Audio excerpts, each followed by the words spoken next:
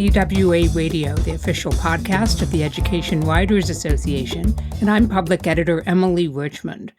Reporting on migrant students, always challenging given some legal and privacy concerns, has arguably never been more timely, as recent shifts in federal policy have thrust young newcomers and their families into the national spotlight.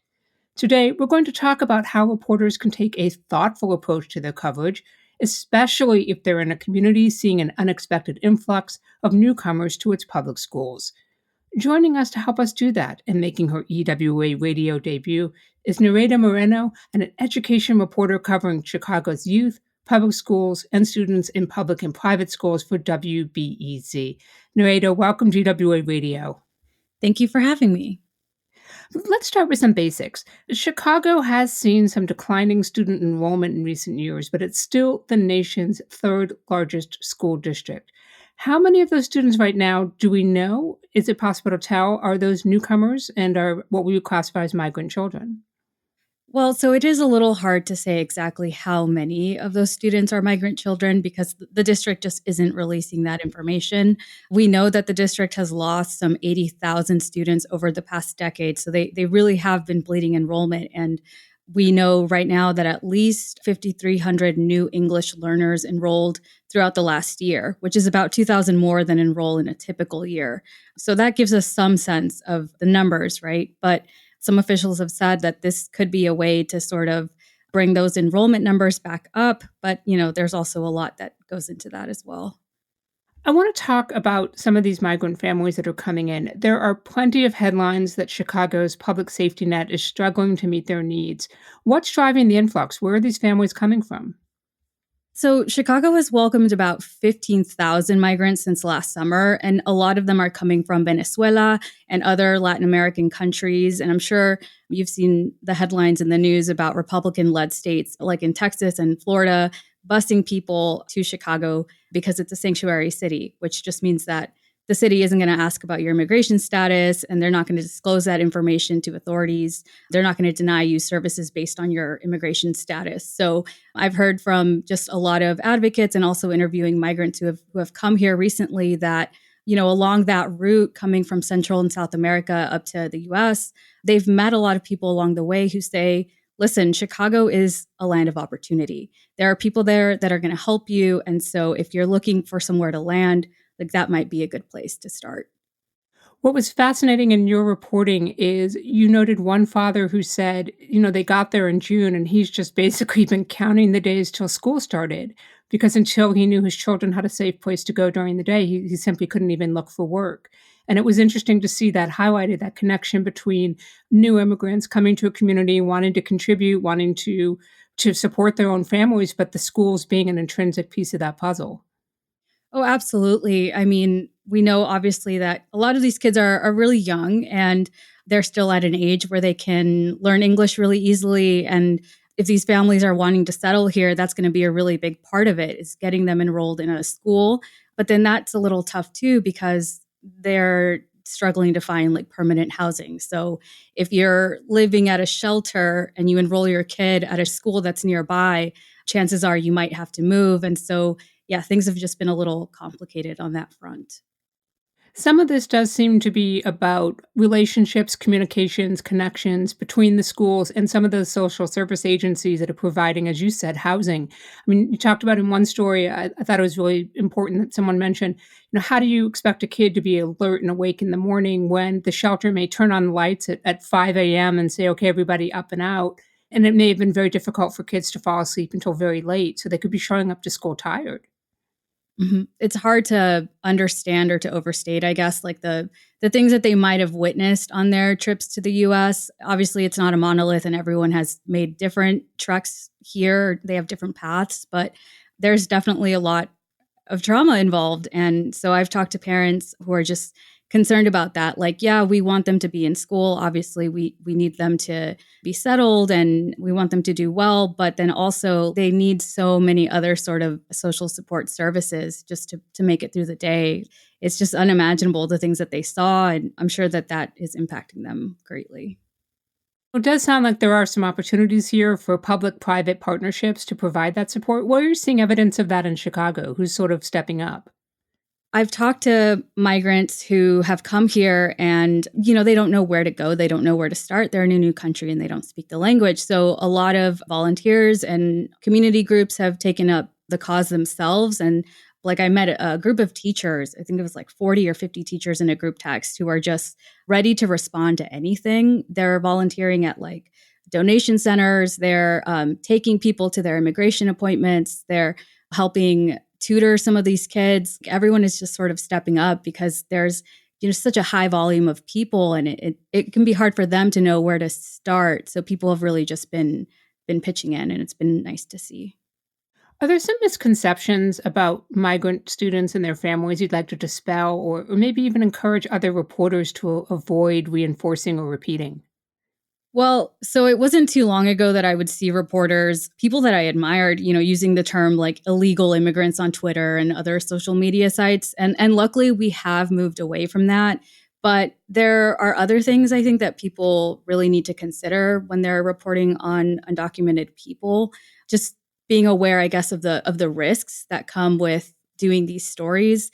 I've heard of instances, or I've read about people too that have like pending cases in immigration court, and then something that went in an article was used against them. Maybe the stories didn't match exactly, or whatever it may be. So it's just like understanding that they're real people who are going through legal systems and are really vulnerable at this time, and that you could potentially put them at risk if you're using their full name, if you're using their photos with stories. Like, you just have to make sure that the people that you're interviewing really understand what the consequences could be before they participate. And I know I've definitely gotten pushback from editors. I've heard of my colleagues getting pushback at other outlets, with editors or who don't want to grant them that anonymity that we would for other kinds of sources. So it's just, I just think it's a really delicate situation. And we just have to keep in mind that we can really be putting them in danger.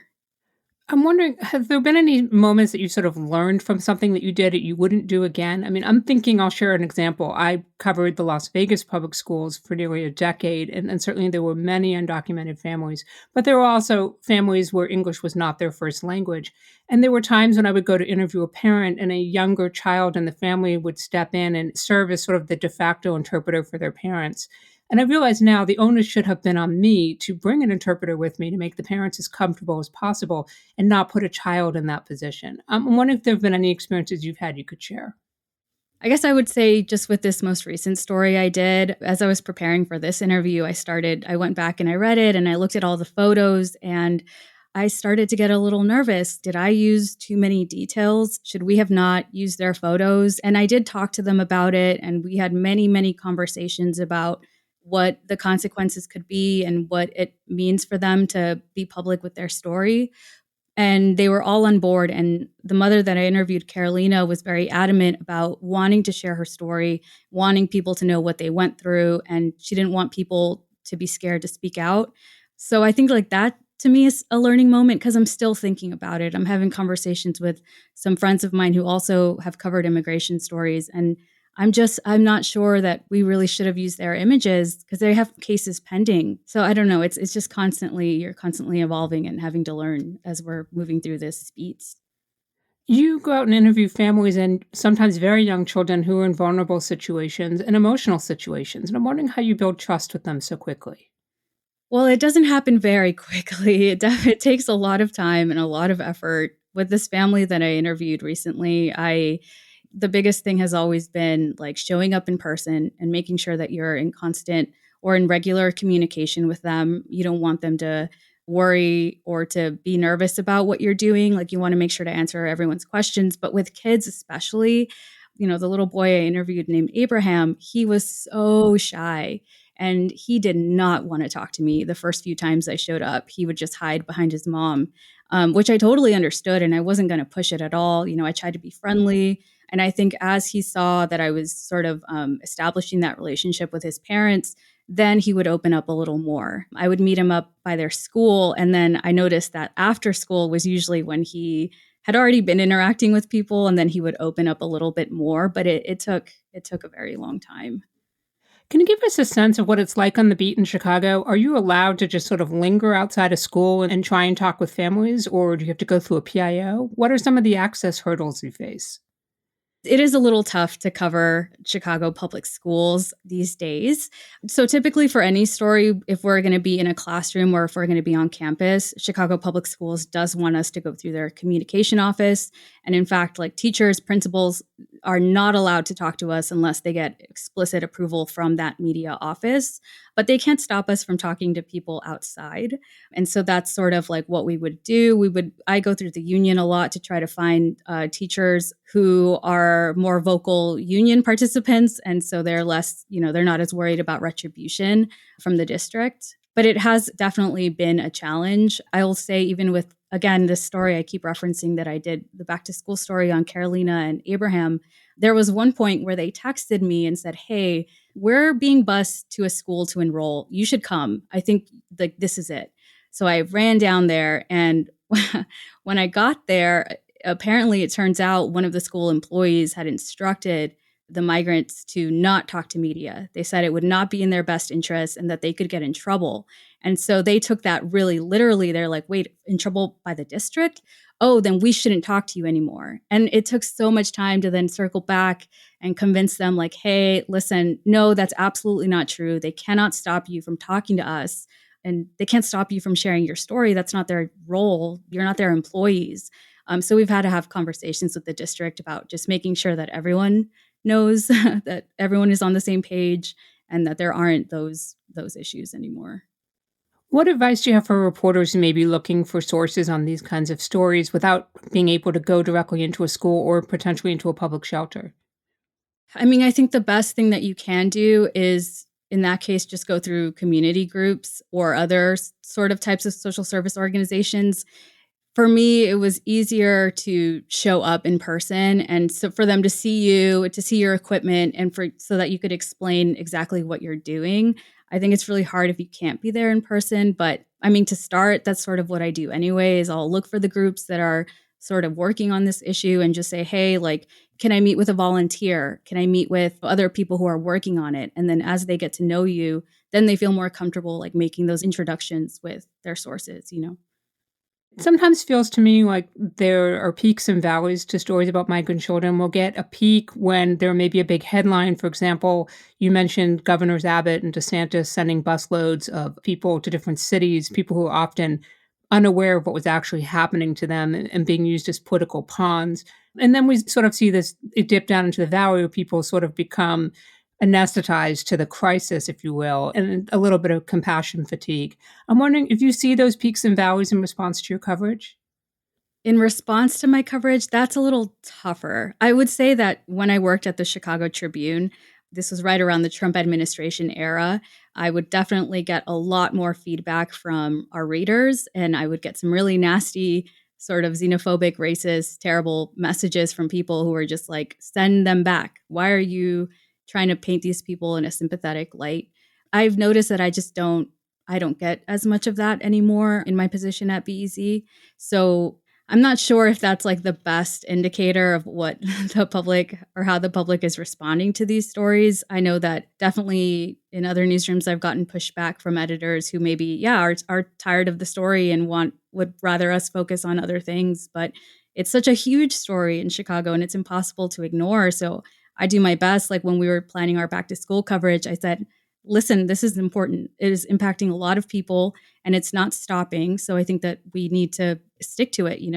And luckily, my editor here was pretty receptive. We're talking with Chicago Schools reporter Nereida Moreno of WBEZ. Don't miss an episode of EWA Radio. You never have to. You can find us on your favorite podcast app. And please take a moment to rate us on Apple Podcasts. That will help more people find us and will also give us some good feedback on how we're doing for you. Nereida, you've had some terrific stories on a wide range of subjects, and I want to talk about another one of them. And it caught my attention, and it's about a girls' chess club. I'd like you to tell us, what is Queens United Chess Club? And then we're going to listen to a clip.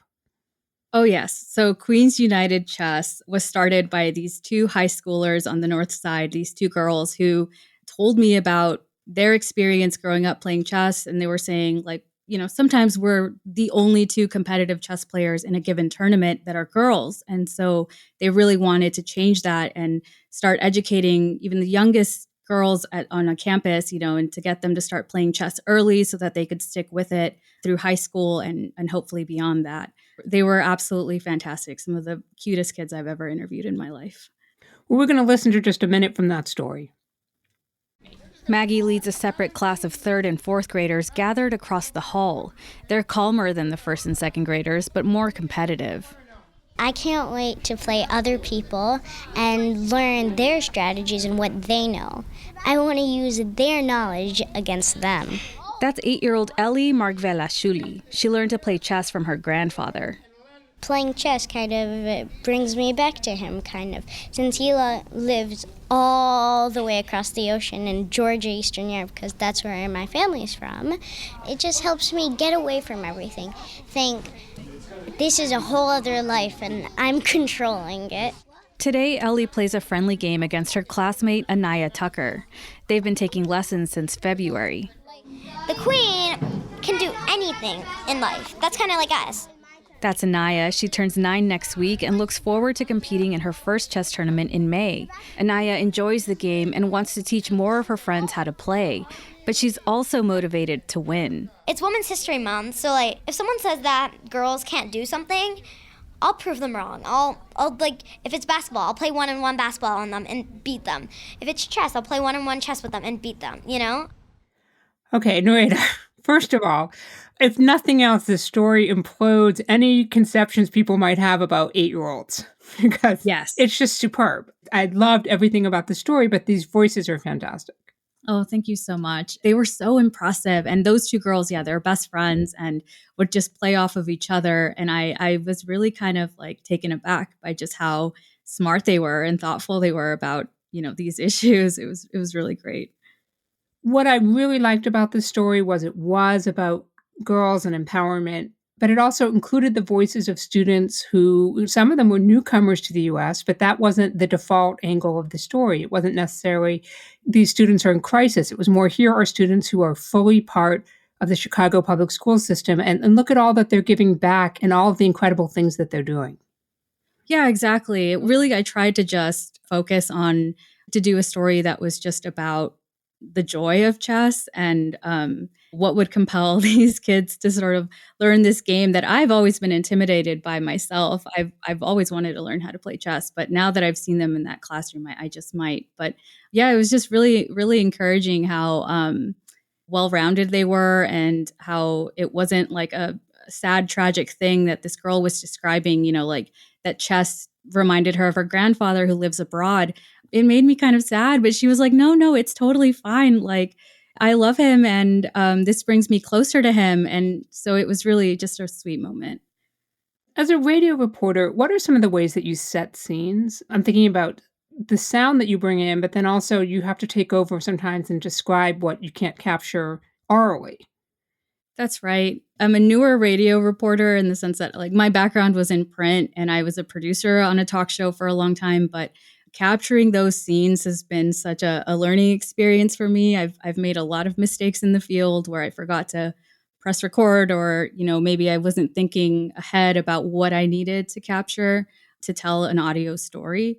But it's really just about, again, being present and making sure that you are prepared, that you're doing your pre-interviews so that you know what you're walking into, and then also just being really observant and careful to stay out of the way. And I have this habit that I think I've gotten better at, but when I'm interviewing people, just not interrupting them or not making sure that your voice isn't on the tape, because you want to make sure to just stay in the background as much as possible so that you can write these scenes to get people a better understanding of what is going on. We've done both sides of that. You've done print and you've done radio reporting. So what lessons would you bring back to your print writing from radio? What advice do you have for listeners? I think what I've learned and what I would want my print colleagues to remember is just to always center people in our stories. I love doing anecdotal leads because I think that really can help people understand how certain issues impact real life people. And that's why photos are important too, right? Because you're putting a face to the name and the issue. But that's not always possible for every story. So it's just as much as we can, just making sure that you're showing up in person, that you're spending quality time in any given setting. You're not just showing up and rushing out, I was thinking about a story I wrote on a haircut for Latino boys and how I have to keep going back to this barbershop to get the right tape. In a way, print journalists have this luxury of space. They can write some really beautiful prose and put people in that barbershop just through words. And with radio, we're a little more limited in time. So I just think that there are definitely ways to do it. You just have to be very intentional. Nereida, you do speak Spanish, so that gives you a little bit of a head start when talking with migrant families from Spanish-speaking countries. But I'm wondering, what can reporters do who might not share the language or cultural experiences of the people they report on to make sure they are being culturally sensitive reporters? So reporters should definitely, if you're not speaking the language, I think reporters can go through those community groups. It's so important that you have an interpreter there. If you don't speak the language, maybe it's a colleague, but maybe it's, a volunteer from a group that you're sort of writing about. But I know that there are a lot of resources online for reporters who maybe don't cover these issues a lot so that they're avoiding some mistakes. There's a nonprofit called Define American, and they created a toolkit on anonymous sourcing and just other tips for helping journalists write about immigrant sources and just to help them mitigate that risk. So yeah, there's definitely ways that you can be responsible about it. Nereida, you are joining us from WBEZ studios in Chicago. It's a little bit bittersweet. You did let us know that you'll be taking a new job at the end of October, and that will be reporting for the LAist in your home state of California. Tell us a little bit about what's next for you, and we certainly hope that education will be part of your coverage. I hope so. So I'll be covering digital equity issues for LAist, and it's a brand new beat for the station. So I'm really excited to sort of build it from the ground up. And I do imagine that there will be some overlap with education, just given, all the reporting we saw around the digital divide during the pandemic. So I'm really excited just to be able to start something new and I don't know, just dig in. And of course, it's in my I don't want to say hometown because I'm not from Los Angeles and people are very particular about that out there. But it is sort of a homecoming because my family is so close by and I'm so excited. I can't tell you. And you will be very close, I'm happy to say, to the location of EWA's National Seminar. We're going to be in Las Vegas, May 29th to June 2nd. If you haven't put that on your calendar yet, listeners, and Nereida, please do so. We'd love to have you there. Oh my God, I would love to go. Yes, I'm definitely looking forward to it. Nereida Moreno, thank you for making time for EWA Radio. I learned a lot. Thank you so much. Nereida Moreno is the schools reporter for WBEZ in Chicago. You'll find her next at the LAist in California.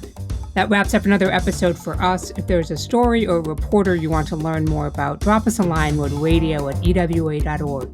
The mission of the Education Writers Association is to strengthen the community of education journalists and improve the quality of education coverage. For more than 75 years, EWA has helped reporters get the story right.